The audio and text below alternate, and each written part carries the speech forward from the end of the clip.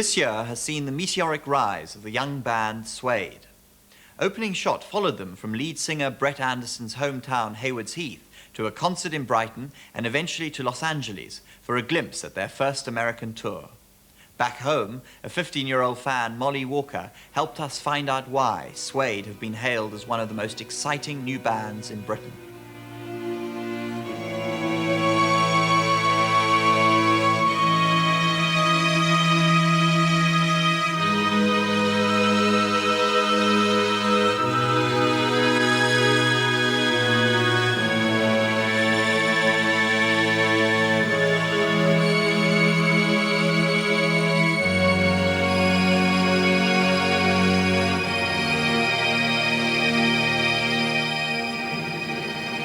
I've been to 3 concerts and I love the whole atmosphere.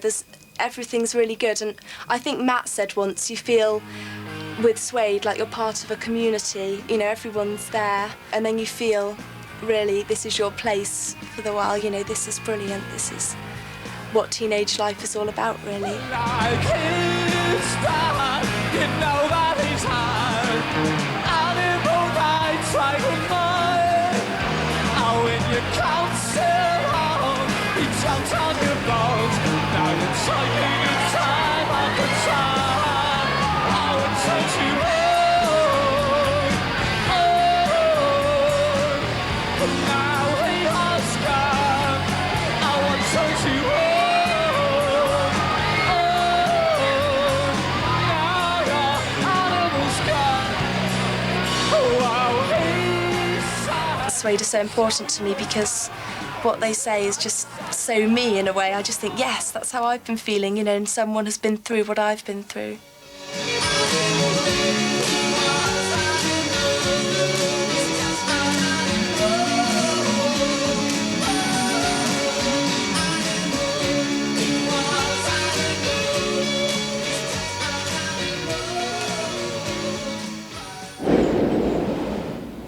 The station's probably the most interesting thing about OT3. It's just the way out of the place, I suppose, really. My best friend at school, we were both punks together, yeah, so we were in the punk gang. And then one day I was walking to school with him and he told me he decided to become a headbanger. And, like, you know, my best friend, we were the only 2 people into punk in the school, and he decided he was going to become a headbanger, and he sold me all his punk records and bought a load of Deep Purple records and a denim jacket and some patchouli oil. And bought a load of studs for his denim jacket from the market and became this headbanger and completely kind of disowned anything to do with punk. I was into Crass at the time. I used to have a red skiing jacket, so I didn't dress like a member of Crass. I had a red skiing jacket which I sewed a Nagasaki Nightmare patch onto, which is the name of a Crass song.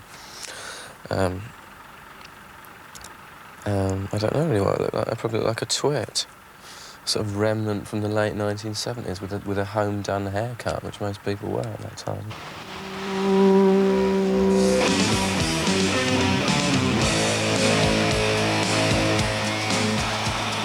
Here to see Suede and have a weekend that starts today in Brighton. A long weekend. On the sea. Before we go off to Poole and Newport.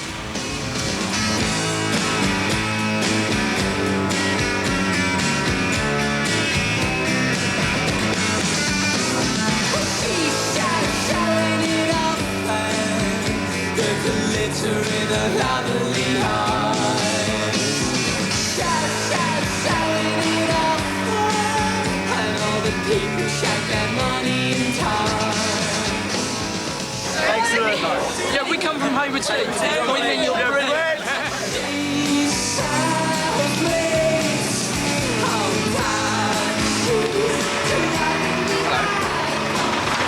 Oh, I'll send you a fancy.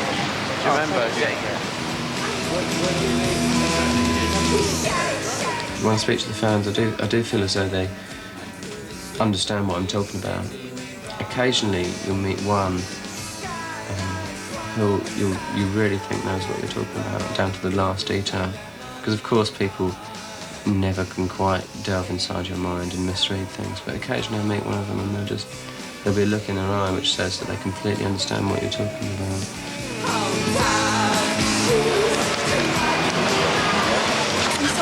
along later? Yeah. You should just write like a little letter or something. Okay.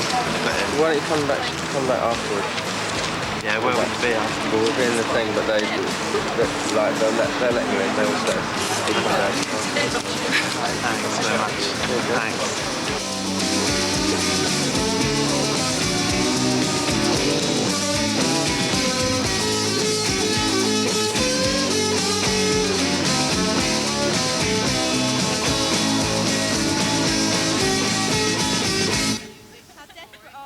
I perceive them as being very important in the music business, you know, a very important part of the music business today, because there was such a vast gap in indie music particularly, and I think Suede came along at the right time.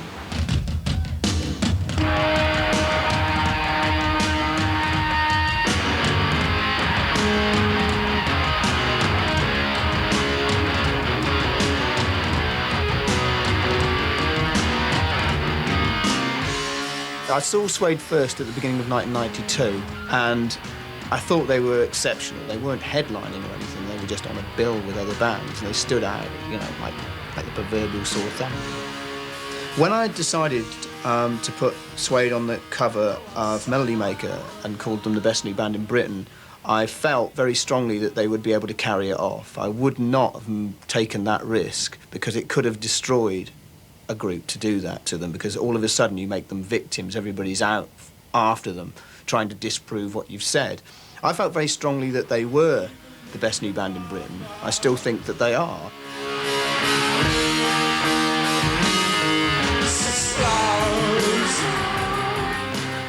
The reason Suede became so successful so rapidly was because the critics loved them, because they were no different, exactly the same as everything the critics grew up with. They hark back to an era of rock and roll that the critics understand, kind of 1973 down the front of the Hammersmith Odeon, watching David Bowie perform all his latest hits.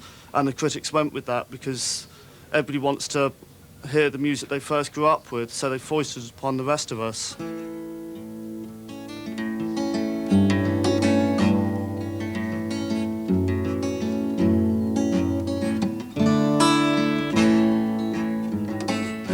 I don't agree when critics say that they're just, you know, 70s carbon copies or whatever, because I think if they were, people would see through that and just think their music's too 70s orientated. We're not interested, but I don't think people say that, because for us, the teenagers who are Suede's target audience, we haven't lived through the 70s as teenagers, so we don't know what the music's like.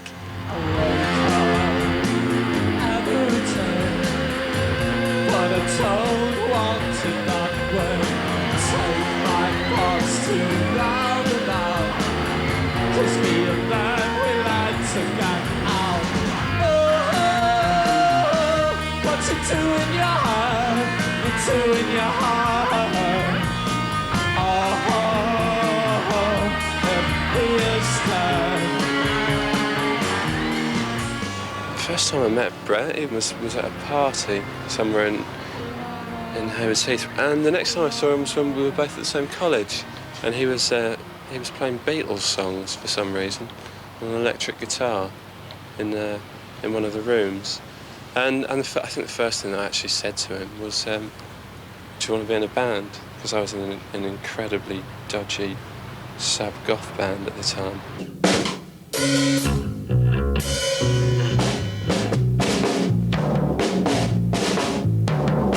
And me and Brett just started messing around in his bedroom, playing terrible kind of sub-folk acoustic rock.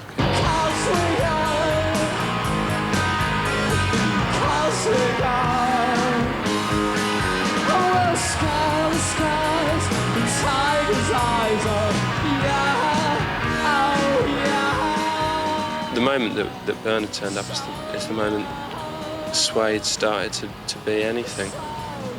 Basically, because he just made me and Brett buck up our ideas completely. I mean, one of the first things he said to us was, at the end of the very first time we met him, was he asked how old we were. And we were both 22, I think. So we both said, "Oh, 22. And he just said, "Oh, you better get a move on then." Which was incredibly cheeky from him, because it was the first time we'd ever met him. But it was completely true, because we had up until that point been quite happy to mess around thinking up good names or thinking what would be on the sleeve or something. I watch the skyline for him to come, and when he comes along, we'll be gone. We'll go into the city, into the light. We'll be there in the headline, there overnight. The time when I met Brett, it was just, I just thought he had a great voice and he was nice and he looked good and all that. And the main point was that I knew that I never wanted to be an acoustic guitar player strumming at the back and sort of being happy like that. I always wrote songs from the moment I learned how to put two chords together. That was the first time I wrote a song, and so I'd always wanted to be a songwriter. This is the big time. This is the way. Now he's in the big time, and you're in the way.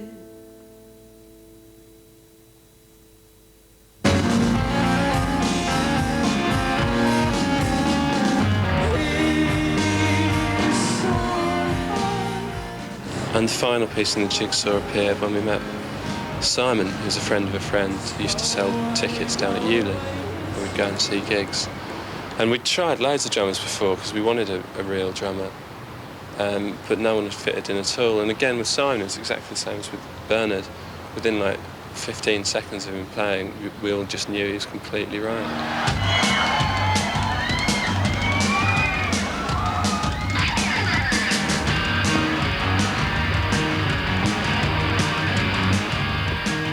Always been my ambition to be a musician, pop star, whatever, you know, always, since I was 4.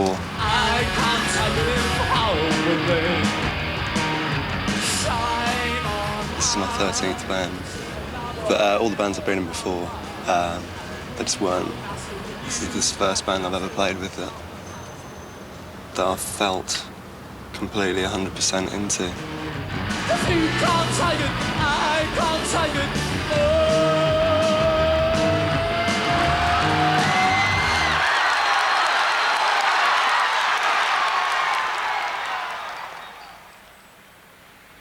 I sometimes think, oh, it's so mundane and boring and average living in Devon. I can't wait to get away and do something a bit more positive, a bit different with my life, which is what Suede have introduced to me. They're not famous in an American film star way. You know, they've made it for themselves through their music. I don't think, you know, they were brought into a glamorous world, but they're definitely... I think it was so unglamorous for them that they've made the glamour.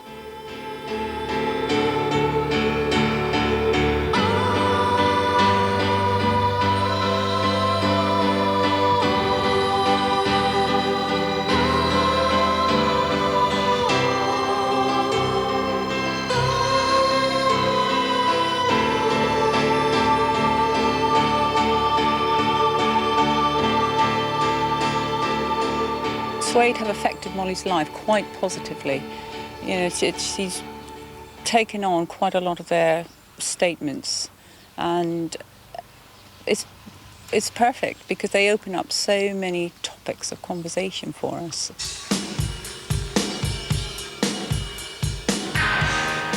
Somehow we've actually got closer, Molly and myself, through this, you know, and it's not just a crazy obsession with a band. They're more than that somehow. They're saying something about society today. Because we are,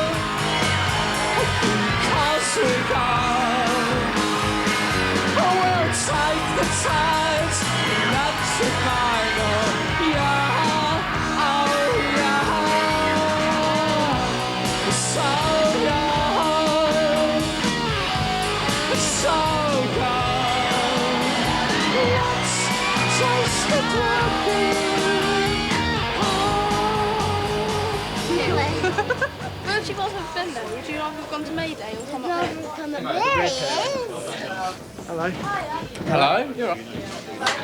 We've got Hi, mate. Barney's down. How are you? Got dirty hands, Oh yeah, Molly had to sing, was it The Next Life in RE to a whole RE group? Yeah. Do it then. No. Yeah, So she did in front of the and whole I class. sang the piano. For RE? Yeah. She got her homework, so Mr. Roberts, our teacher, said you have to sing a Suede song. So I chose The Next Life. When you sang it in front of the class? Yeah, I was only Yeah. 7. Did you have to do? Did you do it all with the falsetto bit? Yeah, I had to do everything. Although I stopped on the high bit. Mr. Roberts sounds like. When I really feel quite inspired to write, quite a lot of sadness, quite a lot of feeling of dislocation, and at the same time, the opposite end of the scale quite inspires me. Kind of like a really kind of sort of searing, almost violent side to life really inspires me. I like you. You're a white tasty geezer. You're my mate. We're mates, aren't we? We're one of the lads. Whenever I write about people in dislocated situations, whether they're isolated, sort of, you know, in where they live or what they look like or how they think, I always want it to be quite inspiring to the people that it's aimed at. And people always think of the traditional sort of view of heroic people is of kind of like sort of someone in the ghetto or something like that. And of course they're heroic as well, but people never really talk about some sort of housewife in North London, you know. And I decided to write a song about it, so I wrote Sleeping Pills about it, which is just about, I don't know, the sort of drama of the everyday, I suppose.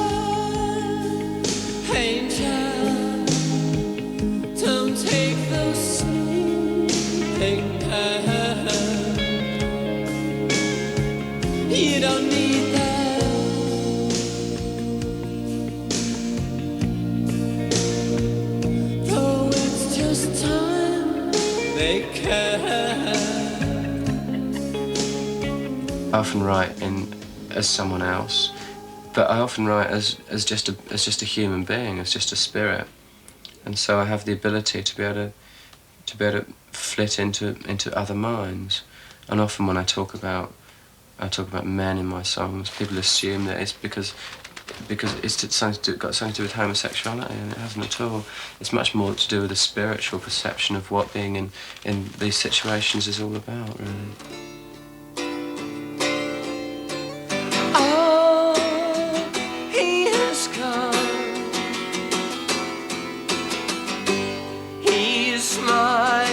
Insatiable one. Oh, he has come. He's my insatiable one.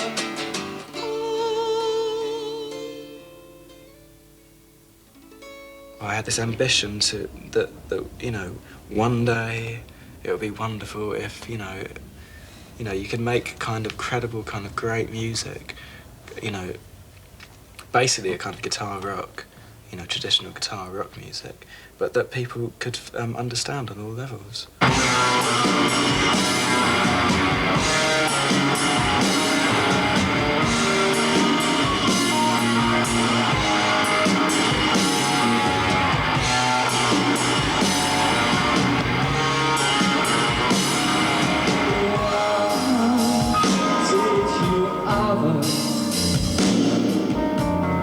Did you ever go out of the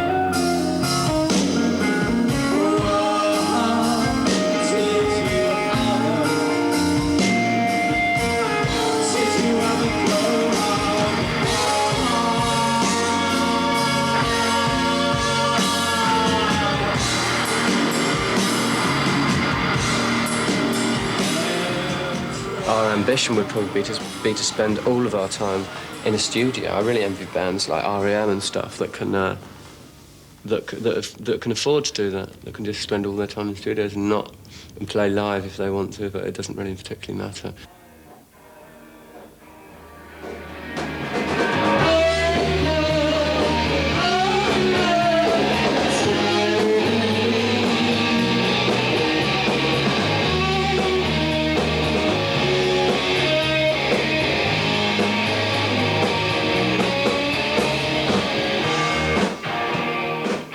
I think the one time that we're at our most relaxed, in a way, is when we're just working on new material. Because you just slot back into just being in the band and you don't have to worry about any of the nonsense. And it all comes ridiculously naturally.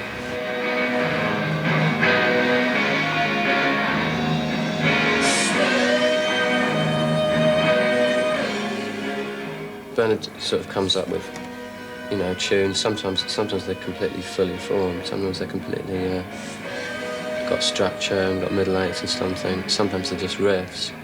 And really, I just work on what kind of gives me that spark of inspiration, really. Words never come into it at all with me. All I know is I've got music going around in my head 24 hours a day. It's the last thing.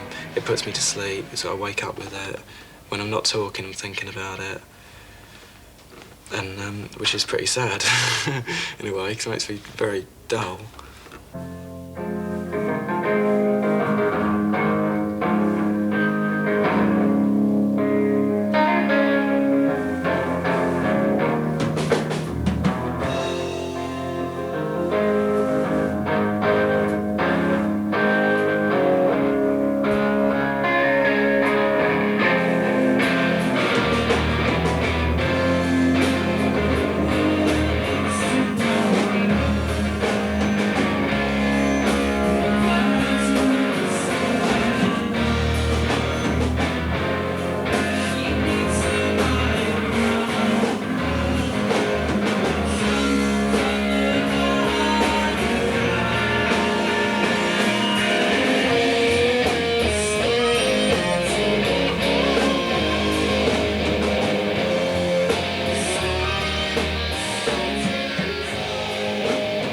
You have to be committed, and you have to not see any point in any other life. Otherwise, you're not giving everything. None of us can act, or none of us can paint or anything like that. You know, I'm rubbish at everything else. Can't even change a plug. Suede is here. I love you, but...